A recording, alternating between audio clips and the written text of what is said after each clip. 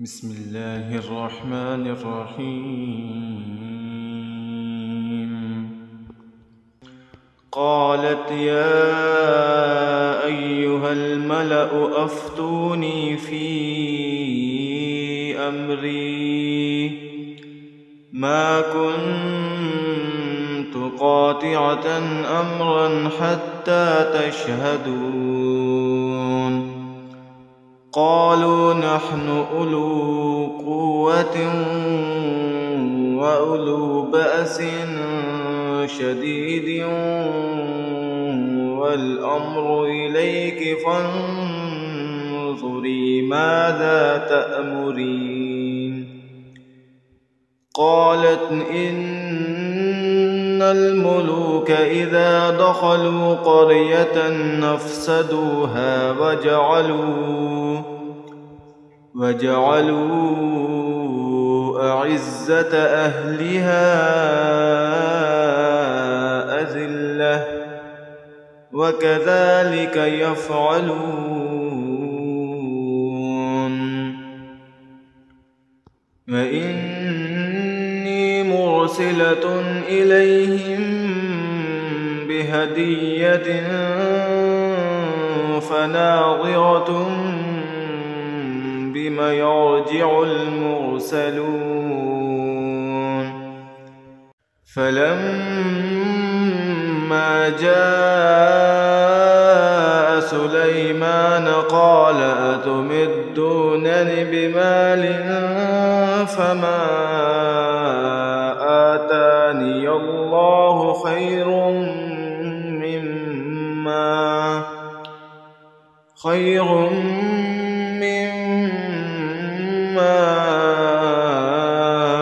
آتاكم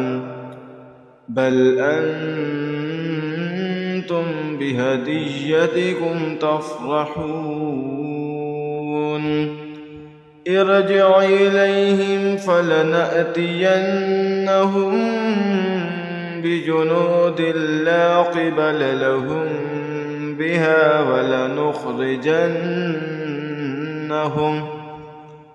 ولنخرجنهم منها أذلة وهم صاغرون. قال يا أيها الملأ أيكم يأتيني بعرشها قبل أن يأتوني مسلمين. قال عفريت من الجن أنا آتيك به قبل أن تقوم من مقامك وإني عليه لقوي أمين. قال الذي عنده علم من الكتاب أنا آتيك به قبل أن يرتد إليك طرفك فلما رآه مستقرا عنده قال هذا من فضل ربي ليبلوني أأشكر أم أكفر ومن شكر فإنما يشكر لنفسه ومن كفر فإن ربي غني كريم. قال نكروا لها عرشها ننظر أتهتدي أم تكون من الذين لا يهتدون. فلما جاءت قيل أهكذا عرشك قالت كأن هو وأوتينا العلم من قبلها وكنا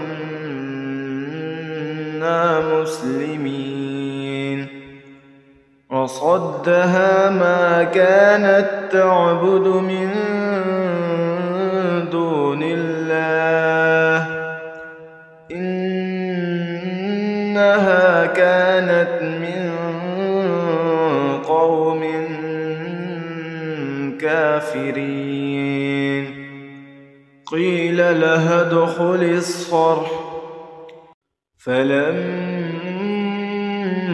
رأته حسبته لجة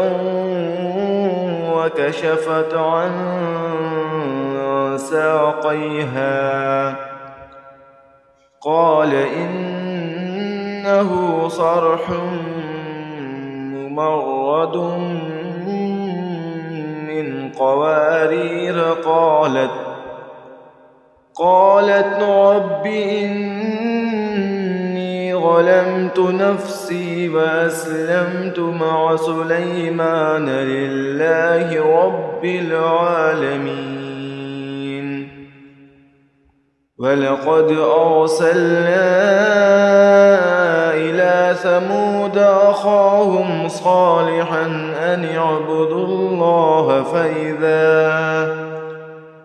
فإذا هم فريقان يختصمون قال يا قوم لم تستعجلون بالسيئة قبل الحسنة لولا تستغفرون الله لعلكم ترحمون قالوا اطيرنا بك وبمن معك قال طائركم عند الله بل أنتم قوم تفتنون وكان في المدينة 9 رهط يفسدون في الأرض ولا يصلحون قالوا تقاسموا بالله لنبيتنه وأهله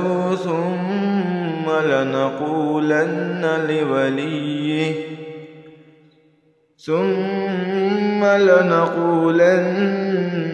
لوليه ما شهدنا مهلك أهله وإنا لصادقون ومكروا مكرا ومكرنا مكرا وهم لا يشعرون فانظر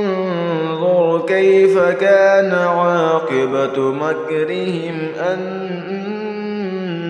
دمرناهم وقومهم أجمعين فتلك بيوتهم خاوية بما ظلموا إن في ذلك لآية لقوم يعلمون وأنجينا الذين آمنوا وكانوا يتقون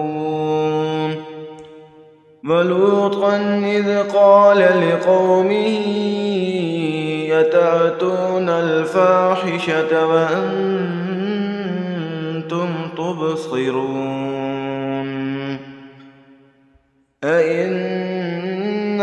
لتأتون الرجال شهوة من دون النساء بل أنتم قوم تجهلون فما كان جواب قومه إلا أن أخرجوا آل لوط من قريتكم إنهم أناس يتطهرون فأنجيناه وأهله إلا امرأته قدرناها من الغابرين وأمطرنا عليهم مطرا فساء مطر المنذرين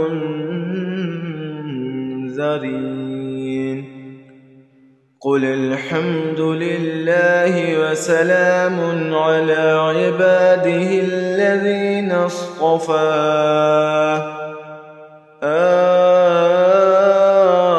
الله خير أما يشركون أمن خلق السماوات والأرض وأنزل لكم من السماء ماء فأنبتنا به حدائق ذات بهجة ما كان لكم أن تنبتوا شجرها أإله مع الله بل هم قوم يعدلون أمن جعل الأرض قرارا وجعل خلالها أنهارا وجعل لها رواسي وجعل بين البحرين حاجزا أإله مع الله بل أكثرهم